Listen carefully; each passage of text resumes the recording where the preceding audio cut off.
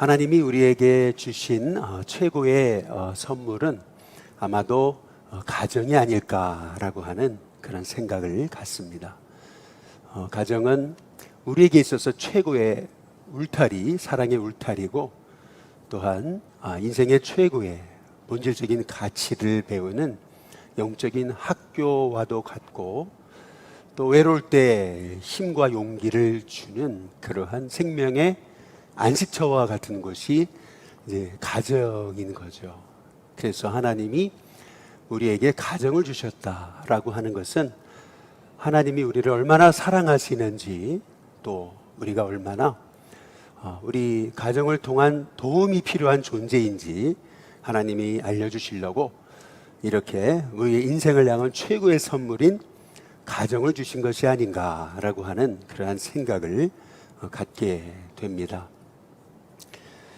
한국 사회에 한 우리나라를 대표하는 그 재벌가의 한 가문은 항상 결혼을 하게 되면은 자식들이 꼭 우리 감리교회의 1호 교회인 정동제일교회에서 그렇게 결혼을 하죠. 이유인즉슨 그 재벌가의 그 어머니가 유언을 남기기를 그 교회에서 꼭 결혼을 해라라고 하는 그 유언을 따라서 자녀들이 뭐 한국을 대표하는 재벌가인데 뭐 결혼식장이 없겠습니까? 아니면 예식장이 없겠습니까? 홀이 없겠습니까? 어찌 보면은 요즘 사회에서는 교회보다는 어떤 예식장이나 어떤 결혼식장 같은 것을, 아니면 호텔을 사람들이 참 이상하게도 더 선호하는 그런 시대인 것 같은데, 그럼에도 불구하고 여러모로 뭐 주차도 불편하고 또 여러모로 생각해보면 신경 쓸 것도 많은 그런 교회에서 이렇게 결혼식을 이제 하게 이제 되는 것을 이제 볼 수가 이제 있죠.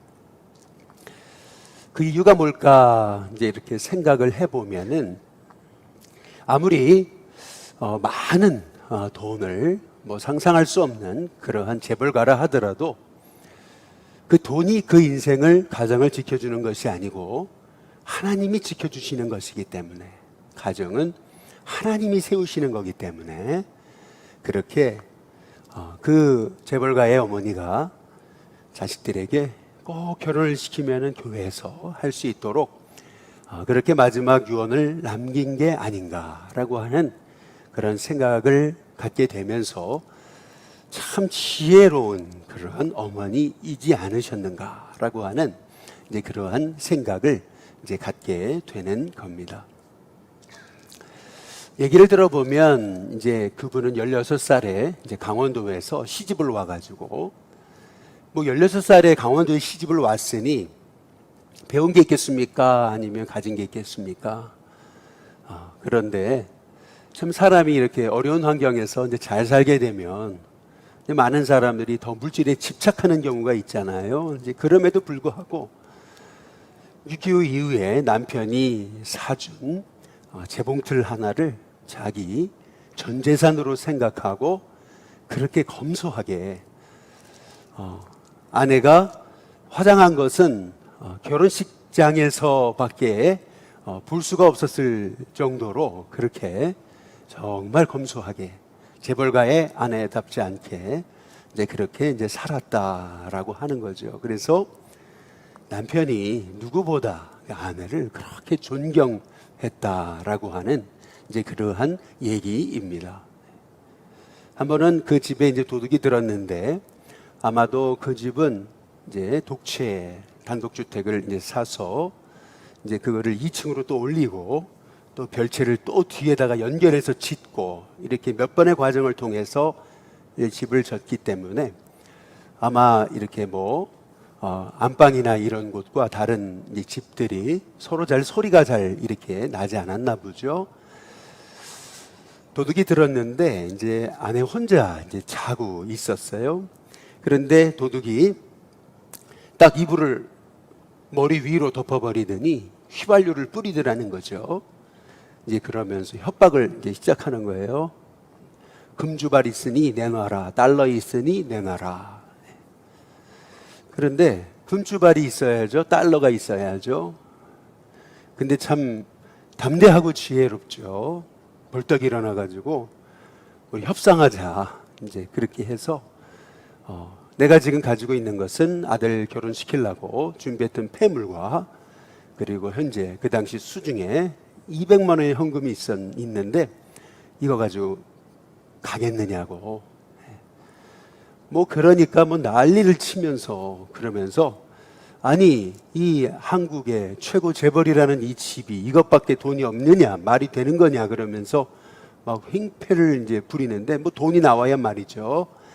그래서 이제 도둑이 이제 그러고 가게 됐다라고 하는 이제 그러한 얘기입니다. 이렇게 아무리 뭐 재벌가라고 해도 결국에는요, 참 지혜롭고도 그리고 참 신실한 이런 아내를 만나고, 또 이렇게 가정이 참 사랑 많고 평화롭고 서로 존경하고 또 사랑하는 가정이 된다라는 거, 이것은 돈으로 이제 되는 것이 이제 아닌 거죠. 그렇다고 봤을 때 저와 여러분에게도 이제 기도의 제목이 생기는 겁니다.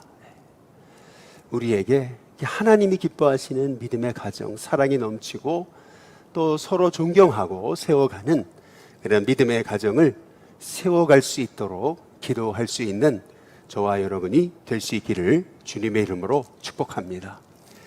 오늘 말씀에 보면은 어제 이어서 사도 바울이 이제 가정에 관한 그러한 말씀을 이제 하고 있는 것을 볼 수가 있는데요. 아마 고린도 교회 성도들이 여러 가지 궁금한 그 부부 생활이나 뭐 결혼의 문제, 또 이혼의 문제에 관한 것들을 질문했던 것 같아요. 그런데 오늘 말씀에도 잘 보시면 어제와 이어서 한번 38절에 보시면은, 그러므로 결혼하는 자도 잘하는 거니와 결혼하지 아니하는 자는 더 잘하는 것이다, 이제 이렇게 이제 말하고 있습니다. 결혼하는 것도 잘하는 건데 결혼 안 하는 건 더 잘하는 거다. 아니, 이 말씀을 보면은 조금 충격적이죠. 우리가 어제 말씀을 이어서 이 말씀을 보게 되면은 꼭 바울은 결혼이란 음란을 이기지 못해, 음행을 이기지 못해서 정욕을 이기지 못하는 자가 어쩔 수 없이 하게 되는 것처럼, 그렇게 차선적인 것인 것처럼 이제 보여지도록 말하고 있다라고 하는 것에서 우리는 조금 이 말씀이 우리에게는 충격적이죠. 이게 하나님 말씀이 맞는가, 이런 생각이 들죠. 그런데 우리가 이 말씀을 우리가 살펴볼 때, 어제도 함께 살펴보셨지만 한번 25절에 보시면은 이 바울의 말에서 우리가 주목해 볼 부분은, 처녀에 대하여는 내가 주께 받은 계명이 있어요, 없어요? 없으되 주의 자비하심을 받아서 충성스러운 자가 된 내가, 그 다음 뭐라고 말하죠? 의견을 말한다. 이거는 하나님께 받은 명령이 아니고 계시가 아니고 이건 내 의견이다, 이렇게 바울이 이제 말하고 있잖아요. 그러면서 26절에 보면은 내 생각에는, 이렇게 다시 한 번 더 내 생각은 이렇다, 자기 생각이라는 것을 분명히 밝히고 있죠. 그러면서 이것이 좋은데 곧 임박한 환난으로 말미암아 사람이 그냥 지내는 것이 좋으니라, 이렇게 말하고 있습니다. 여기서 바울이 말하고 있는 초점은 뭐냐면 임박한 환난 때문에 라고 하는 그런 거죠. 29절에도 보시면은 형제들아 내가 이 말을 하노니 그때가 단축하여진 고로, 이렇게 이제 말하고 있어요. 이부터 안에 있는 자는 없는 자 같이 해라, 이제 그렇게 이제 말하고 있습니다. 그러면 31절 끝에 부분에 보니까 이 세상의 외형은 지나감이니라 라고 그렇게 이제 말하고 있어요. 우리가 어제도 잠시 살펴봤듯이 바울에게 있어서는 주님이 곧 오셔요. 오늘 밤에, 아니 내일 곧 오십니다. 주님이 오시기 전에 엄청난 환난이 있어요. 그렇기 때문에 지금 바울은 임박한 환난이 있으므로 그냥 지내는 게 좋다, 이제 사도 바울이 이제 말하고 있는 거죠. 여기서 우리가 살펴볼 수 있는 부분은 뭐냐면은 바울은 늘 주님 오심을 기다리면서 살았다라고 하는 것입니다. 그래서 32절의 말씀처럼 어떻게 하면은 내가 주님을 기쁘시게 할 수 있을까? 그래서 그 어떤 것도 34절에 보니까 마음이 갈라지지 않도록, 아내는 남편을 기쁘게 해야 되고 남편은 아내를 기쁘게 해야 되잖아요. 이제 그렇다고 본다면 정말 주님께 집중하는 자기의 마음이 여기 35절의 끝에 부분에 보면은 흐트러짐 없게 주를 섬기려고 바울은요, 지금 결혼하는 것도 잘하는 거지만 결혼 안 하는 건 더 잘하는 것이다 라고 그렇게 바울이 말하고 있는 것을 이제 볼 수가 있는 거죠. 바울에게 있어서는 그 어떤 것보다 주님 다시 오심을 기다리면서 오로지 주님을 기뻐하시는, 주님을 기쁘게 해드리는 거, 이제 그것이 바울의 마음이었어요. 그래서 바울은 말하고 있잖아요. 이건 주님의 명령이 아니고 이거는 내 의견이고 그리고 내 생각이다 라고 하면서 이제 결혼에 대해서, 내 처녀에 대해서, 또 남편이 있다가 남편과 사별한 사람에 대해서 여기 39절에 보면은 아내는 그 남편이 살아있는 동안에 매여 있다가 남편이 죽으면 자유로워 자기 뜻대로 시집갈 것이나 주 안에서만 할 것이다. 그런데 40절에 보면 그러나 내 뜻에는 그냥 지내는 것이 더욱 복이 있으리라. 이제 바울이 이제 말하고 있는 거죠. 그렇다고 본다면은 우리가 바울의 이 권면을 어떻게 이제 해석을 해야 되겠는가라고 하는 겁니다. 성경은요, 항상 전체적인 성경의 맥락 가운데 하나님 말씀을 볼 필요가 있어요. 바울이 고린도 교회에는 이렇게 편지하고 있지만은 바울이 에베소 교회에 편지한 에베소서를 보시면은 5장 22절부터 33절에 가정에 대해서 이렇게 얘기하고 있어요. 교회와 그리스도의 관계로 가정을 말하고 있어요.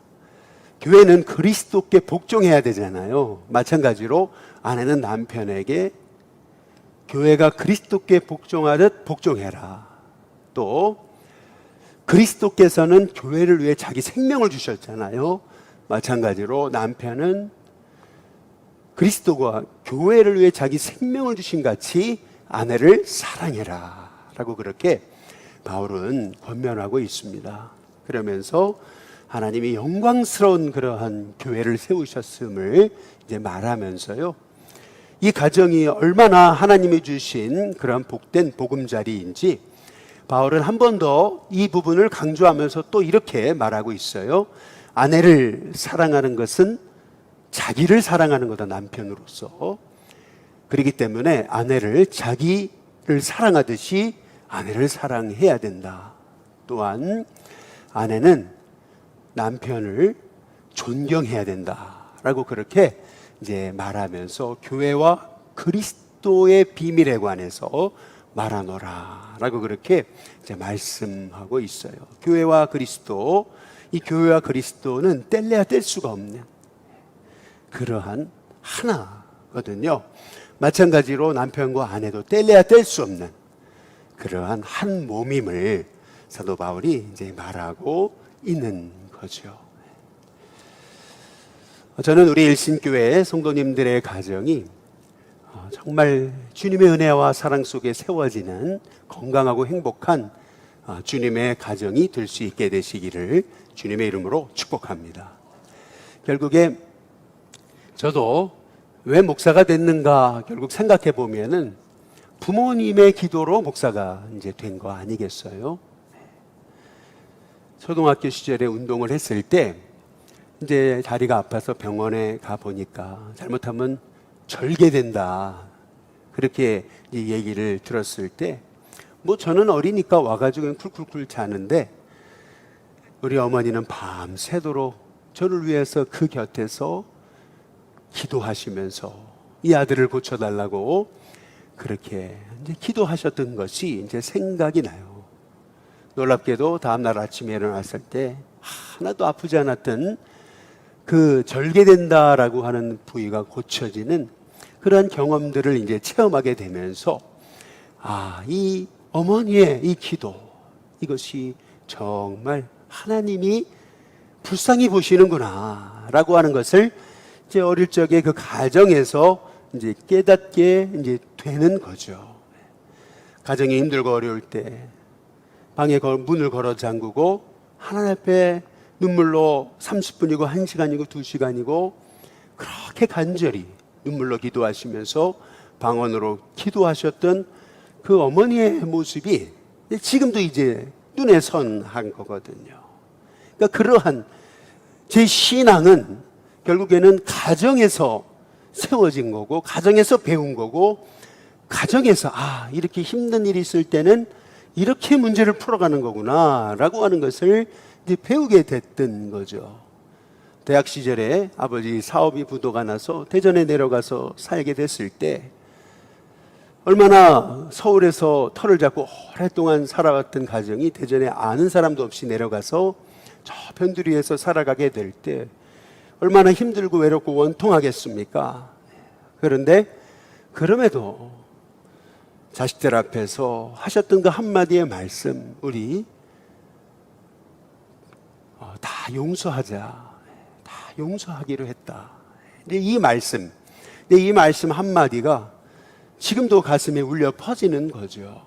인생이란 결국 복수하는 게 아니고 인생이란 결국 용서하는 것이구나.